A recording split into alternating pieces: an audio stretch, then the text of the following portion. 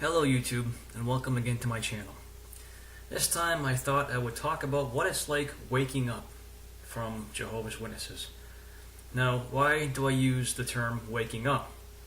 Well, when you discover the things I've discovered, the deep and very real truths, it is very much so like waking up from a massive dream, one that you've lived for your entire life. So what exactly were the circumstances surrounding my waking up? Well, at the time when I began to realize the real truth, I was at that point still an elder.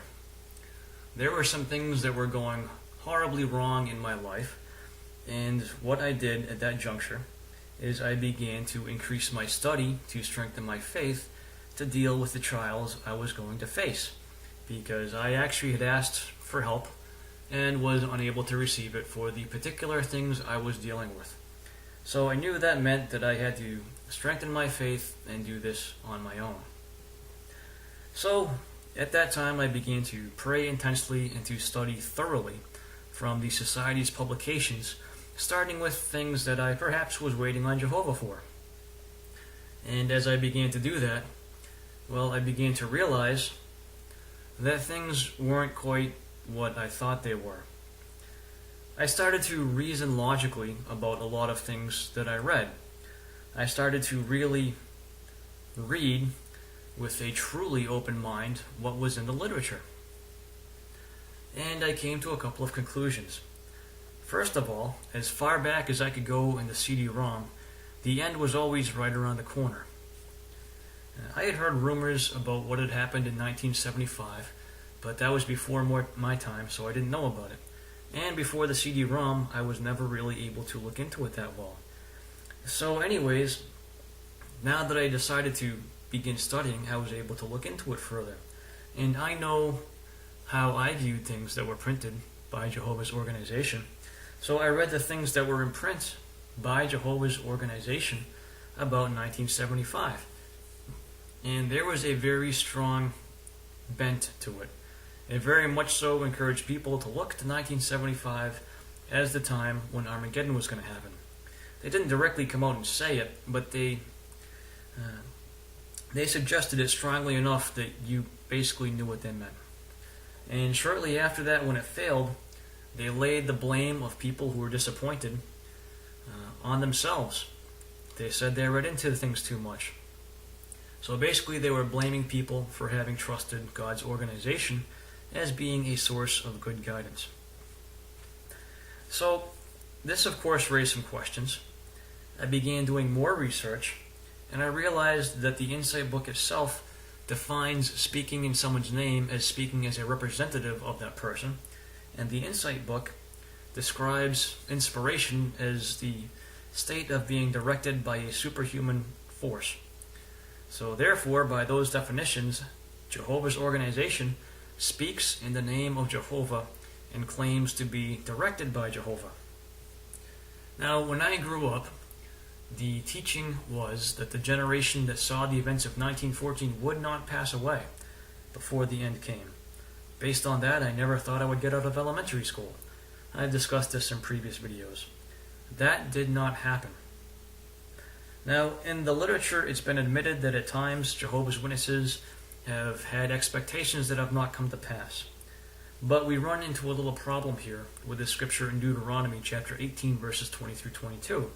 That scripture defines a false prophet, and it defines a false prophet as someone who speaks a word in the name of Jehovah and that word does not come to pass. The basic problem that you obviously see here is that Jehovah's organization, by definition, is speaking in his name. And by claiming to be spirit-directed, they are claiming to be inspired. Therefore, when they put in print a word that does not come to pass, they immediately pass the test at Deuteronomy 18, 20 through 22 of being false prophets. When they claim to be Jehovah's organization, and when they claim to speak in the name of Jehovah, they do not have the right to print their own expectations as spiritual food at the proper time. When they cross that threshold, they immediately pass the test of being false prophets, and therefore Deuteronomy instructs us not to fear them. So I came to that realization while I was an elder. And at that time, I was praying more than I've ever prayed in my life. For months, I studied and researched and prayed. And ultimately, I came to the cold, hard realization that I could not refute what I had discovered. So how did that make me feel? Well, that was probably the toughest thing I've endured in my life, even more so than the other situation, which had caused me to go back and to study to strengthen my faith. So my original intention in my study was to stay close to Jehovah's organization. But the exact opposite happened. By reading their own literature, the scales dropped from my eyes, and I was able to see who they were. And I could not doubt this because I prayed about it more so than anything I've ever done, and the literature is pretty obvious when you actually look at it with an open mind and consider it reasonably. So how exactly did this make me feel? Well, up to that point, my entire life revolved around being one of Jehovah's Witnesses. Everything I did, all of my activities in my spare time were with Jehovah's Witnesses. I centered my entire life around service to Jehovah. All of my friends were Jehovah's Witnesses. My whole entire life was built around being and directed towards being one of Jehovah's Witnesses. So suddenly, I faced a massive dilemma. I was waking up to the fact that everything that I knew to be true was in fact not true. And I had to deal with that as best I could. And I'll be honest, it was not pretty. I went through periods of intense paranoia. I went through periods of feeling that things just were not real. I felt like I was watching somebody else live my life. Anxiety problems that I had been developing due to a number of things suddenly intensified tenfold. I found myself basically on the verge of a breakdown. This was not because I was trying to be prideful, not because I was trying to run ahead of Jehovah's organization, but these things happened because I was trying to firmly ground my faith. And when I did that, I came to realize the complete and total truth from which I could no longer hide.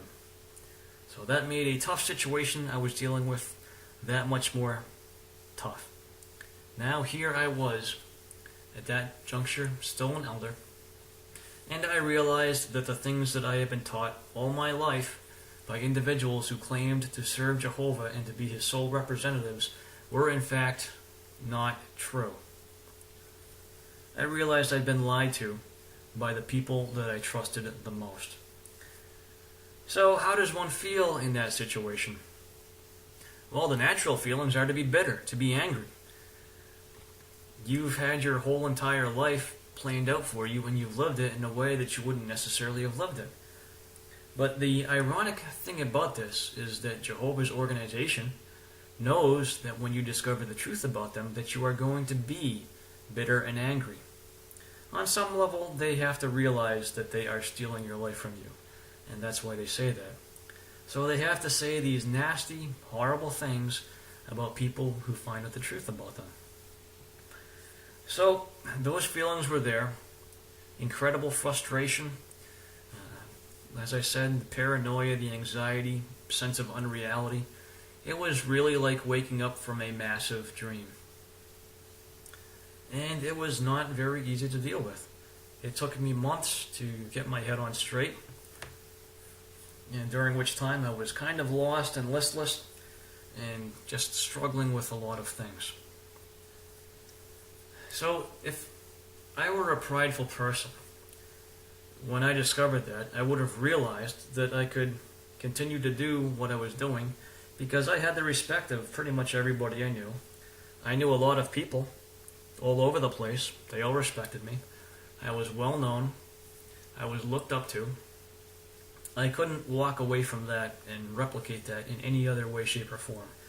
I couldn't get my own following, nor did I want my own following. There was nothing that I could do that would earn me the level of respect that I had for what I was already doing. So the decision to turn away from that was not motivated by personal pride. Rather, it was motivated by a deep sense of wanting to do what was right and of wanting to do what was truthful. So at that point, I began to realize that everything that was in print about so-called apostates couldn't possibly be true. Because I realized at this juncture that maybe they had something to what they were saying. And that was certainly not an easy conclusion to come to for someone who, for well over 30 years, has been instructed and inculcated with a belief that apostates are evil people that hate God and merely want to mislead you. It took a lot of courage to come to that belief, to come to that understanding. And a big part of that was focusing on Deuteronomy, where it told me not to be afraid of these people who had falsely prophesied to me. So as I'm going through all this, I'm keeping in mind all the people that I've known and loved for so long. And I realized that I could not, in fact, tell them what I was coming to know. And the reason I realized that is because I knew how painful it was to me. And some of my friends may or may not have been as deeply indoctrinated as I was. But I was not about to risk putting them through such a thing. I don't know if that's a choice of cowardice. I don't know if that's a choice of courage. But there are times in life when there are decisions that are neither right nor wrong. You just have to make the decision that you can live with. So I chose to make the decision that I could live with. I was not going to put anybody that I knew in the position where they might have to give up all of their friends and all of their family, or where they would be faced with a massive source of cognitive dissonance. I was not going to lead anyone else down that road. Was that the right decision? Was it the wrong decision? I don't know. It's the one that I made because it was the one that I could live with. So, as you can see, there are lots of moral dilemmas that need to be dealt with when waking up. And different people have different circumstances. There are people who have been beat up pretty thoroughly in the emotional sense by being Jehovah's Witnesses, and no doubt they have a lot of anger they have to work through. Myself, I feel as if my entire life was stolen by Jehovah's Witnesses, and so I have my things I'm working through. But that being said, there are things in my life that look like they'll work out a lot better than I thought they ever could have, and had I not been one of Jehovah's Witnesses, those things may never have happened. So I can't go back and relive my life and figure out if it would have been better or not, and there's no point to even wondering that. I have the life I have now, which I've got some stuff I'm working through, but it's getting better, and I have a pretty bright future, I believe. And now, for the first time in my life, I can go and live my life the way that I want to. When I was a Jehovah's Witness, I often felt as if my own life didn't belong to me. And the more that I did for Jehovah's Witnesses, the more I felt that way. I always put my duties first because I thought I had to, and that being the case, I was oftentimes extremely frustrated because I felt like I didn't own my own life. And the truth of the matter is I didn't. I was living it for an organization, not for God, for an organization who told me I was living it for God, and I believed them. So, that's the sacrifice that I've made to this organization. That begins to explain the way that I felt on waking up. And I'm putting this out there because everyone has their own experience when they come to see what Jehovah's Witnesses really are. And I'm putting mine out there just as something to share, because I was an elder for close to 10 years, thereabouts. So, just to let you know that we all go through our stuff. So anyways, that's my video for this time. Thanks for watching.